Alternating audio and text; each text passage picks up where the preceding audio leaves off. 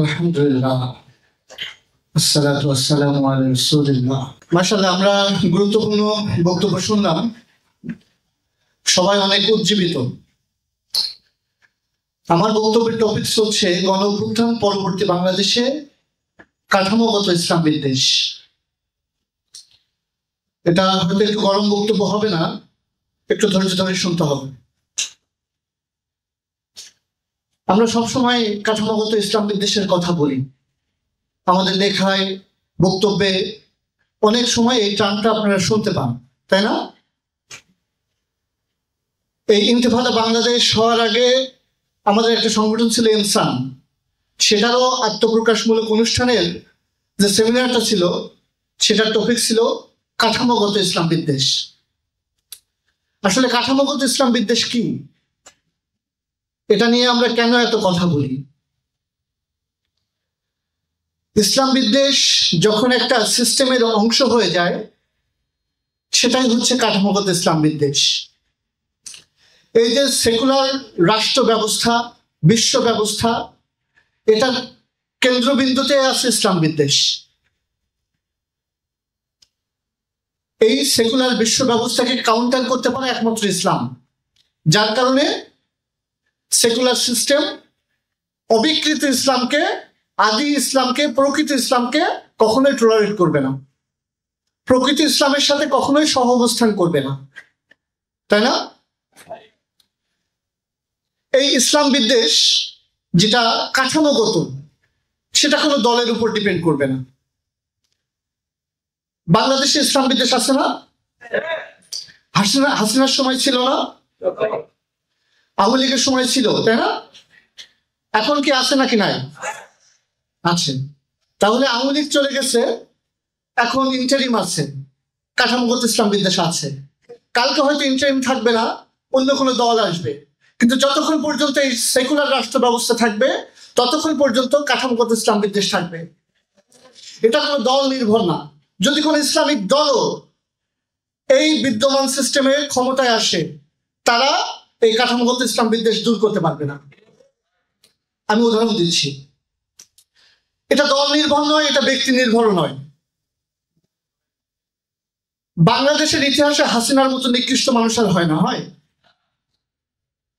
তো এই যে হাসিনা, তার পতন, সেখানে ইসলামপন্থীরা গুরুত্বপূর্ণ ভূমিকা রাখছে না? তো হাসিনা বিহীন যে বাংলাদেশ, সেই বাংলাদেশে কি ইসলাম বিদ্বেষ থাকার কথা ছিল? কিন্তু আছে কিনা? কাজেই এটা ব্যক্তির উপরও ডিপেন্ড করে না, তাই না? গণ অভ্যুত্থান পরবর্তী বাংলাদেশে কাঠামোগত ইসলাম বিদ্বেষ কিভাবে আছে সে আলোচনা আমরা একটু করি। হাসিনার সময় আমরা অনেকগুলো টার্ম শুনছি, চরমপন্থী, উগ্রবাদী, জঙ্গি, রাজাকার। এই টার্মগুলো দিয়ে মুসলমানদেরকে ডিহিউম্যানাইজ করা হয়েছে না? এখন তো আর এই টার্মগুলো নাই, আছে? আছে। আমরা তারেক রহমান, মির্জা ফখরুল, এই গত কিছুদিন রিসেন্টলি মৌলবাদ নিয়ে নানা বক্তব্য দিচ্ছে না? দিচ্ছে। দক্ষিণপন্থী রাজনীতির উত্থান নিয়ে কথা উঠছে না? উঠছে। এই মৌলবাদকে দমন করার একটা অভিপ্রায়ও তারা ব্যক্ত করছে, যে মৌলবাদ দমন করতে হবে, তাই না? তো এই মৌলবাদ মানে কি, এই উগ্রবাদ মানে কি? তারা যে কথাটা বলছে, এটা তারা কাদেরকে উদ্দেশ্য করে বলছে? এর মধ্যে অরাজনৈতিক ইসলামপন্থী আছে, এর মধ্যে রাজনৈতিক ইসলামপন্থীরাও কিন্তু আছে, তাই না? তারা যে মৌলবাদী বলে, তারা কি জামাত শিবিরকে ইন্ডিকেট করে না? শুধু কি আমাদের করে? না, তারা হোল ইসলামপন্থী, রাজনৈতিক ইসলামপন্থী, অরাজনৈতিক ইসলামপন্থী, তৌহিদি জনতার পুরো ঘটনাটাকেই তারা মিন করে। সমস্যা হচ্ছে এই বাংলাদেশের ইসলাম বিদ্বেষটা মাল্টি লেয়ার। ধরেন সেকুলার যে দলগুলো আছে, বামপন্থীরা, তারা পুরো ইসলামিক ঘটনাটাকে এক করে দেখে। আবার এই দেখাটা কেন? কারণ এই দেখাটা হচ্ছে এই যে সেকুলার সিস্টেম, এই সিস্টেমের কাছে একটা মৌলবাদের জুজু বাঁচায় রাখতে হয়। এই সিস্টেমটা ফাংশন করে মৌলবাদের জুজুর উপরে। এবং তাদের কারো কাছে বুঝাইতে হয় যে এই দেশে মৌলবাদ আছে, এদেরকে দমন করার জন্য আমাদের দরকার। এটা কাদেরকে তারা বুঝাইতে চায় আপনারা জানেন, তাই না? জানেন না? জানেন। এখন ইসলামপন্থী যে রাজনৈতিক দল, তার কিছু কিছু দল আছে যারা অরাজনৈতিক ইসলামপন্থীদেরকে উগ্রবাদী, চরমপন্থী বলে না? কেন বলে? তারা এই সিস্টেমের কাছে ভালো হতে চায় যে আমরা উগ্রবাদী না, ওরা উগ্রবাদী, তাই না? তার মানে এই সিস্টেম যতক্ষণ টিকে আছে ততক্ষণ ইসলামপন্থীদের একটা ঘরানাকে তারা চরমপন্থী হিসেবে মার্ক করেই রাখবে। আজকে যদি অরাজনৈতিক ইসলামপন্থীরা না থাকে, ওরা রাজনৈতিক ইসলামপন্থীদেরই মৌলবাদী বানাবে, তাদেরকেই চরমপন্থী বানাবে। কিন্তু একটা চরমপন্থী ভার্সন এই সিস্টেমের কাছে থাকবেই। গণঅভ্যুত্থান পরবর্তী বাংলাদেশে সেই জঙ্গিবাদের যুদ্ধ আবার ফিরে আসছে। দুঃখজনক বাস্তবতা হচ্ছে আমাদের ভাইদেরকে যারা গণঅভ্যুত্থানে ভূমিকা রেখেছে, যারা এদেশে প্রকাশ্যে ইসলামের কথা বলে, যারা শরিয়াতের কথা বলে, যারা অবিকৃত ইসলামের কথা বলে, তাদের নামে জঙ্গিবাদের মামলা দেওয়া হচ্ছে, মিথ্যা জঙ্গিবাদের মামলা। এই জঙ্গিবাদের মামলা দেওয়া হচ্ছে কাদেরকে খুশি করার জন্য? আমেরিকান রাষ্ট্রদূত আসলো, এসে বলল জঙ্গিবাদের বিষয়টাকে এতটা অবহেলা করা যাবে না, এটাকে গুরুত্ব দিয়ে দেখতে হবে। তারপরে আমরা দেখলাম এটিইউ থেকে আমাদের ভাইদের নামে মিথ্যা জঙ্গি নাটক সাজানো হলো। আমরা কি বুঝি না কাদের খুশি করার জন্য এগুলো করা হচ্ছে? আফসোসের বিষয়, আমরা দেখেছি যখন রাখাল রাহা আল্লাহকে নিয়ে কটূক্তি করে, যখন শাতিমরা নবীজিকে নিয়ে কটূক্তি করে, আমাদের মামলা নেওয়া হয় না। রাখাল রাহার বিরুদ্ধে মামলা করার জন্য আমাদের ভাইদের জুতার তলা ক্ষয় হয়ে গেছে। কয়েকবার এই কোর্ট, থানা থেকে হাইকোর্ট আমাদের দেখাইছে। তো রাখাল রাহার বিরুদ্ধে মামলা দিতে এত পরিশ্রম করতে হয়েছে, কিন্তু সেই মামলা কোর্টে ওঠার আগেই খারিজ হয়ে গেছে। কিন্তু আমরা দেখতে পাচ্ছি আমাদের ভাইদের নামে যে মিথ্যা মামলা দেওয়া হচ্ছে, সেগুলো সরানোর কোনো গরজ রাষ্ট্রের নাই। আমরা দেখছি নতুন করে এই ইস্যুটা ঘোলা করা হচ্ছে। কিছুদিন আগে বাংলা আউটলুকের একটা নিউজ হয়েছে, সেখানে বলা হচ্ছে মার্কিন দূতাবাসের কিছু কর্মচারীদের অপহরণ করে হত্যার পরিকল্পনা ছিল কিছু মানুষের। সেই নিউজের শেষ দিকে আবার আসিফ আদনান, জাকারিয়া, আবরার এদের নাম। উদ্দেশ্য প্রণোদিত ভাবে একটা জিনিসকে জিয়ায় রাখা হচ্ছে। ইন্টেরিমের এই তামাশা আমরা বুঝি, যখন পরিস্থিতি ঘোলা হবে এগুলো নিয়ে টান দেওয়া হবে। কিন্তু এই গণ অভ্যুত্থান পরবর্তী বাংলাদেশে আমরা কি এটা হতে দিব? আমরা কি আমাদের ভাইদের ছেড়ে দিব? আমরা তাদের পাশে থাকবো, এবং যার বিরুদ্ধে এরকম মিথ্যা হয়রানিমূলক মামলা হবে আমরা সরব থাকবো, আমরা তাদের পাশে থাকবো। এই গণ অভ্যুত্থান পরবর্তী বাংলাদেশে আমরা কাউকে আর হয়রানিমূলক মিথ্যা মামলার ভিকটিম হতে দেব না, ইনশাল্লাহ। দেখেন, জুলাইতে কি ইসলাম ছিল না? জুলাইতে কি মুসলমানদের, ইসলামপন্থীদের রক্ত এবং আত্মত্যাগ ছিল না? জুলাইতে আমি দেখি যে শাহাদাতের তামান্না, জুলাইয়ের একটা স্পিরিট ছিল। যারা ইসলামকে পরিপূর্ণভাবে মানেও না, তারা পর্যন্ত মরলে তো শহীদ হবে, এরকম একটা আকাঙ্ক্ষা নিয়ে রাজপথে ছিল কি ছিল না? তো যে জুলাইতে ইসলাম ছিল, কিন্তু জুলাইয়ের পরবর্তী যে জুলাই ঘোষণাপত্র, সেখানে ইসলাম কোথায়? জুলাইতে ইসলাম ছিল, জুলাইতে ইসলাম প্রেরণা হিসাবে ছিল, কিন্তু ঘোষণাপত্রের কোথাও ইসলাম নাই, ঘোষণাপত্রের শাপলা নাই, ঘোষণাপত্রে পিলখানা নাই। আমরা দেখছি খুব কৌশলে জনপরিষদ থেকে ইসলামকে বাদ দেওয়ার একটা প্রচেষ্টা চলছে কিনা? আমরা দেখছি বিভিন্ন সংস্কার কমিশন গঠিত হচ্ছে। সেই সংস্কার কমিশনগুলোতে ইসলামকে সিস্টেমেটিক্যালি ভাবে মাইনাস করা হচ্ছে। শব্দের মাল পেছে এলজিবিটিকিউ এজেন্ডা ঢুকানো হচ্ছে। রাখাল রাহার বিরুদ্ধে যে সাইবার সিকিউরিটি অ্যাক্টে মামলা করা হয়েছিল, সাইবার সিকিউরিটি অ্যাক্ট 28 এবং 31 ধারা, এই সংস্কার কমিশন সেই ধারাগুলোকে বাতিল করে দিয়েছে, যাতে আর কোনোদিন এই বাংলার জমিনে স্বাধীনদের বিচার করার আর বৈধ পন্থা না থাকে। এটাই হচ্ছে সংস্কার কমিশনগুলোর কাজ। আমরা দেখছি এই সংস্কার কমিশনগুলো বিভিন্নভাবে ইসলামকে ডিমোনাইজ করছে। নারী কমিশনের কথা আপনারা দেখছেন না? এখানে নানাভাবে ইসলামের বিরোধী এজেন্ডা ঢুকে গেছে। আমরা দেখছি যে সম্পত্তিতে কোরআন অনুযায়ী যে ভাগ, সেই ভাগ তারা মানতে চায় না। তারা পতিতাদেরকে যৌনকর্মীর মর্যাদা, মানে শ্রমিকের মর্যাদা দিতে চায়। তারা বলছে শরীর যার চয়েস তার, কিন্তু এই শরীর কার? আল্লাহ দেয়া, তাই না? এখানে আল্লাহর বিধান চলবে, মানুষের চয়েস না। অথচ দেখেন এই যে বস্তা পচা সংস্কার, ডক্টর ইউনূস কি বলছে?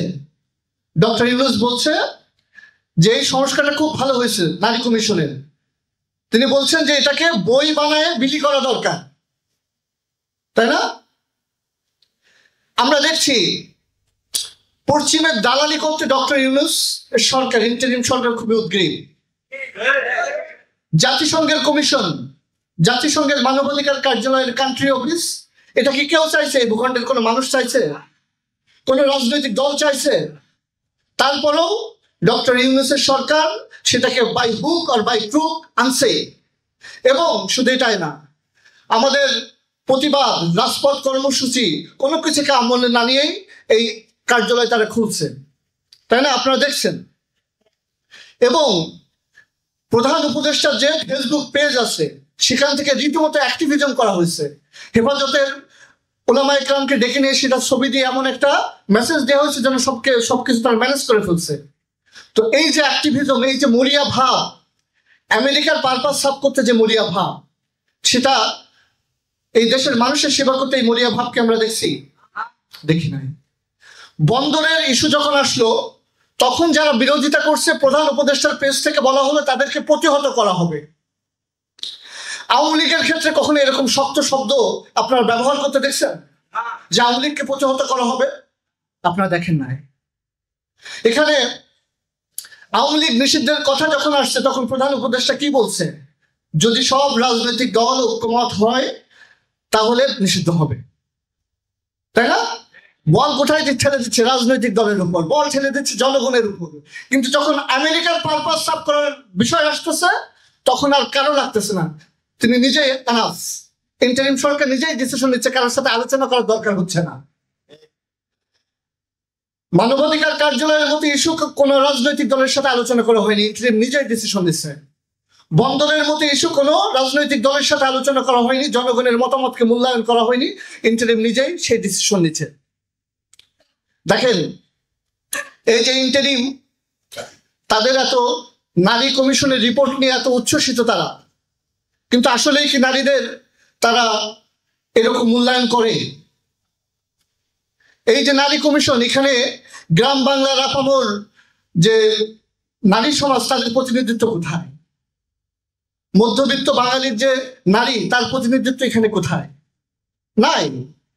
তারপরেও ডক্টর ইউনূস এটাকে বই বানায় বিলি করতে চান। কেন চান? কারণ এটা পশ্চিমা আইডিওলজির সাথে যায়, তাই না? যে সেকুলার সিস্টেম, সেটার সাথে এটা অ্যালাইন করে। দেখেন আমরা দেখছি যে গণঅভ্যুত্থান পরবর্তী যে বাংলাদেশ, সেখানে বোরকা, নেকাব এগুলো নিয়ে হেনস্থার শিকার হয়েছে কিনা আমাদের বোনেরা?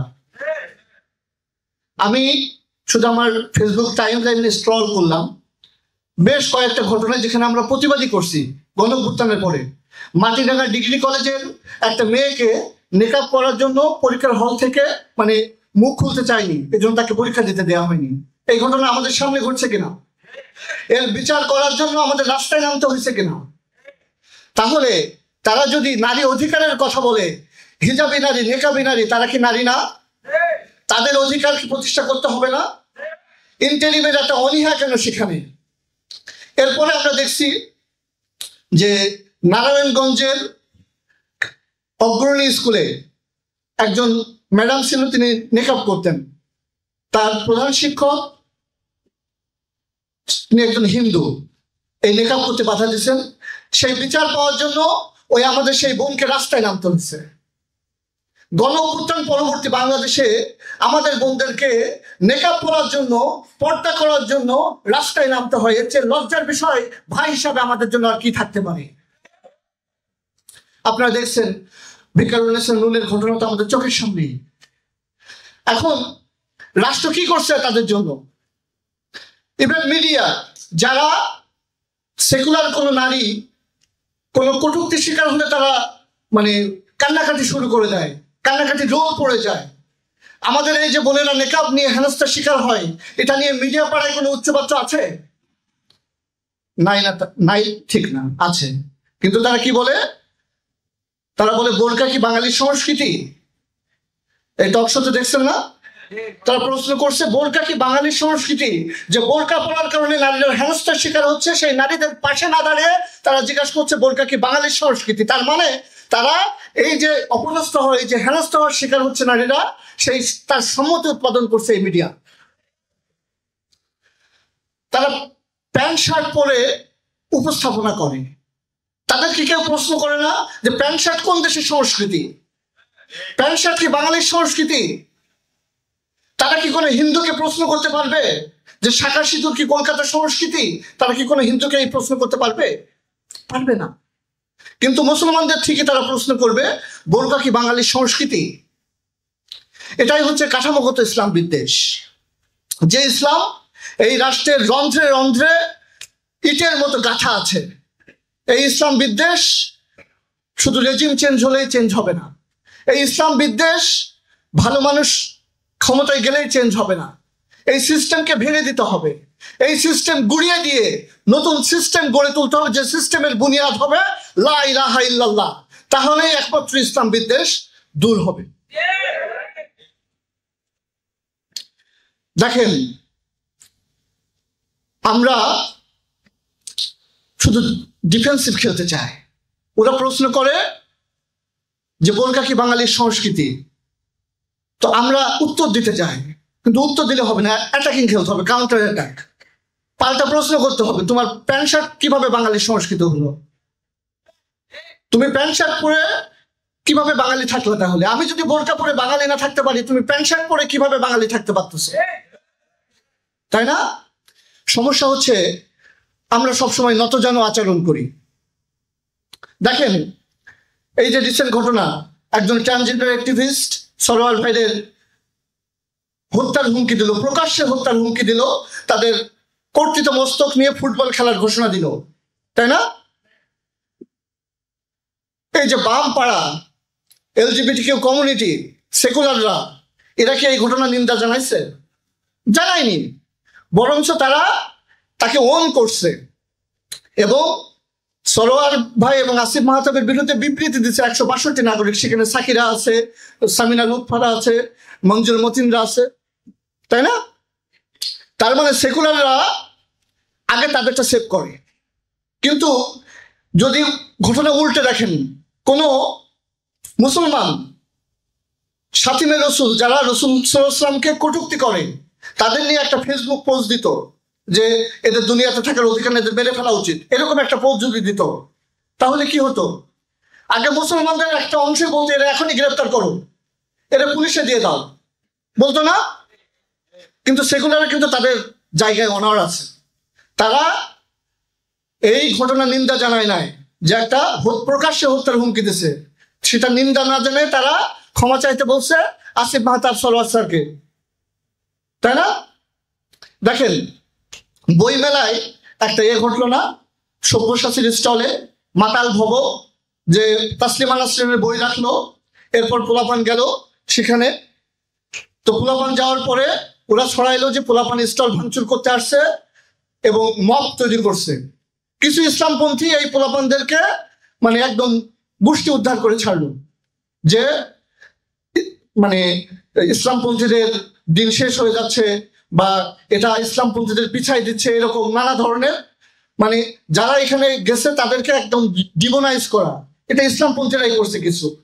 কিন্তু পরে দেখা গেল যে যে ছেলেরা এখানে গেছিল তারা যথেষ্ট ধৈর্যশীলতার পরিচয় দিচ্ছে, বরঞ্চ ওই ভব সে প্রথম গায়ে হাত তুলছে, তাই না? কিন্তু দেখেন প্রত্যেকটা ইস্যুতে আমাদেরই একটা হীনমন্য গ্রুপ তারা আগে ইসলামপন্থীদের অ্যাটাক করে। কিন্তু আমাদের প্রথম তীরটা কোন দিকে যাওয়া উচিত? আমাদের প্রথম তীরটা যাওয়া উচিত বামদের দিকে, আমাদের প্রথম তীরটা যাওয়া উচিত ইসলাম বিদ্বেষীদের দিকে, আমাদের প্রথম তীরটা যাওয়া উচিত সেকুলারদের দিকে। সমস্যা হচ্ছে আমাদের প্রথম তীরটা আমাদের ভাইদের দিক থেকে আসে। এটা খুবই দুঃখজনক। আমাদের হীনমন্যতা কোন পর্যায়ে পৌঁছায় গেছে দেখেন।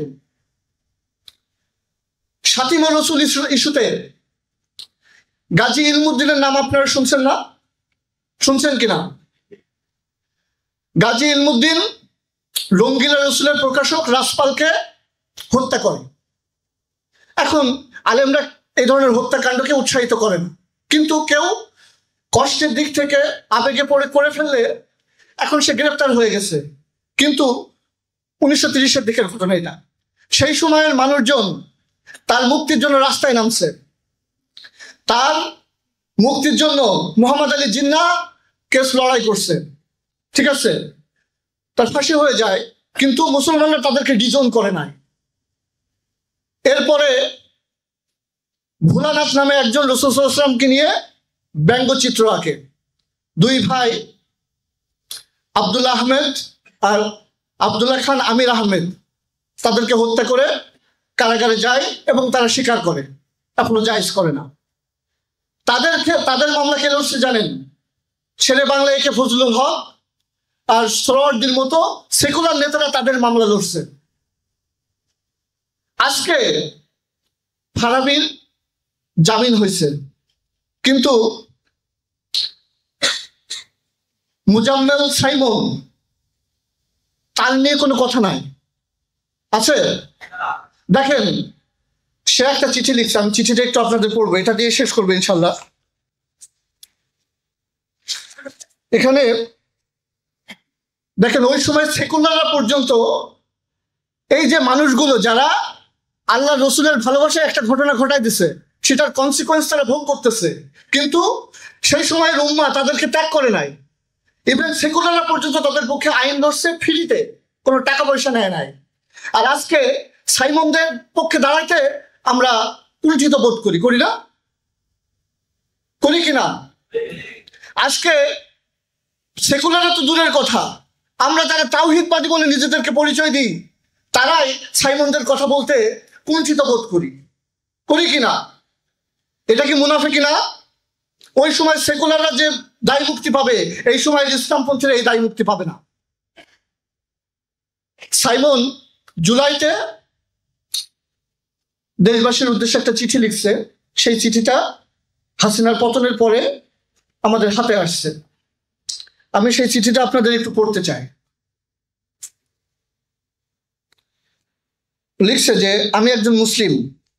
এই পরিচয়ের তাগিদ থেকেই বিশ্ববিদ্যালয়ে পড়াকালীন সময় থেকেই আমার ভূতপূর্ব শিক্ষক ডক্টর মোহাম্মদ জাফর ইকবাল ও তার আল্ট্রা সেকুলার ভক্তবৃন্দের কপটতা প্রকাশিত হবার পর আমি শাহবাগী আওয়ামী সেকুলারদের সক্রিয় বিরোধিতায় লিপ্ত হই। এ ধারাবাহিকতা চলমান থাকে বিশ্ববিদ্যালয় ছেড়ে চলে আসার পরেও। এই প্রতিক্রিয়াশীল গোষ্ঠী অন্যায়ভাবে কখনো শিবির, কখনো হিজবুত তাহরীর ট্যাগ দিয়েছিল, এবং সবশেষে যখন জঙ্গিবাদের ন্যারেটিভ একদম তুঙ্গে, তখন এক পর্যায়ে হাসিনার গুন্ডা বাহিনী সিটিটিসিকে আমার পিছনে লেলিয়ে দেয়। শুধু এজন্যই যে আমি ইসলামের পুনরুত্থানে বিশ্বাসী একজন দায়ী। ফলশ্রুতিতে একজন পিতা, পুত্র, স্বামী, ভাই, মুসলিম এবং মানুষ হিসাবে দীর্ঘদিন অস্তিত্বশীল থাকার পর হাসিনার দোসর ডিবি আমাকে এক নতুন পরিচয় দেয়, যে পরিচয় আমার বাকি সকল পরিচয় অপ্রাসঙ্গিক এবং অস্তিত্বহীন করে তোলে। 2017 সালের 30 সেপ্টেম্বর দুপুরে বাউনিয়া ঢাকস্থ বাসা থেকে সিটিটিসির তৎকালীন প্রধান মনিরুল ইসলাম 20-25 জনের একটি দল পাঠিয়ে আমাকে স্ত্রী সন্তানের সামনে থেকে তুলে নিয়ে যায়। আমার পরিবার জিডি করতে চাইলে জানানো হয় সিটিটিসির নিষেধ আছে। এভাবেই নিশ্চিত করা হয় গুম রাখার পথ যতদিন ইচ্ছা। তবে আসন্ন পুলিশ সপ্তাহে বিপিএম পিপিএম পদক বাগানোর তাড়া থাকায় মাত্র 48 দিন গুম করে রেখে কাজ আদায়ে তৎপর হয়। জঙ্গি পরিচয়ে এবং অনেকগুলো ছদ্মনামে অলঙ্কৃত করে 19 নভেম্বর 2017 তারিখে জাতির সামনে আমাকে হাজির করা হয়।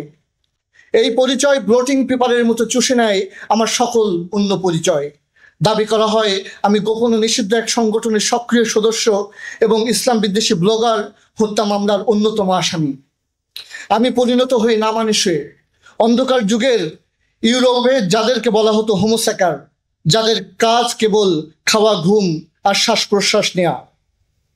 অতঃপর 2021 সালে হাসিনার ক্যাঙ্গারু কোর্ট, সন্ত্রাস বিরোধী ট্রাইব্যুনালের বিচারক মুজিবুর রহমান কোনো সাক্ষ্য প্রমাণ না থাকা সত্ত্বেও শুধুমাত্র 164-এর উপর ভিত্তি করে আমাকে মৃত্যুদণ্ড দেয়। আমি দায়িত্বহীন স্পষ্ট ভাষায় বলছি, আমি নিরপরাধ। আমি কখনোই কোনো সংগঠনের সক্রিয় বা নিষ্ক্রিয় সদস্য ছিলাম না, প্রত্যক্ষভাবেও না, পরোক্ষভাবেও না। আমার থেকে জবানবন্দি প্রচণ্ড শারীরিক এবং মানসিক চাপ প্রয়োগ করে নেওয়া হয়েছে।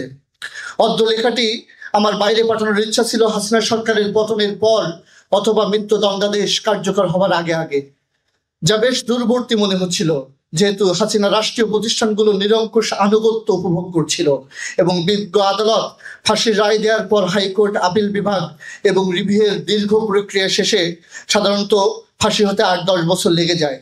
তবে ইতিহাস ও রাজনীতির সাধারণ জ্ঞান থাকা যে কোনো ব্যক্তির ন্যায় আমারও প্রবল ধারণা হাসিনার পতন কেবল সময়ের ব্যাপার। হাসিনার আজ্ঞাবহ কারা প্রশাসন অত্যন্ত চিন্তিত। তারা পত্রিকা, পরিবারের সাথে সাক্ষাৎ সহ সকল স্বাভাবিক প্রয়োজন বন্ধ করে দিয়েছে। রেডিওর খবর এবং হাসিনার অনুগত প্রতিষ্ঠানের নজিরবিহীন অস্থিরতা নিঃসন্দেহে হাসিনার পতনের সুস্পষ্ট ইঙ্গিত দেয়। 69-এ মাত্র 60-65 জনের নিহত হওয়ার মধ্যেই আইয়ুব শাহীর পতন ঘটেছিল।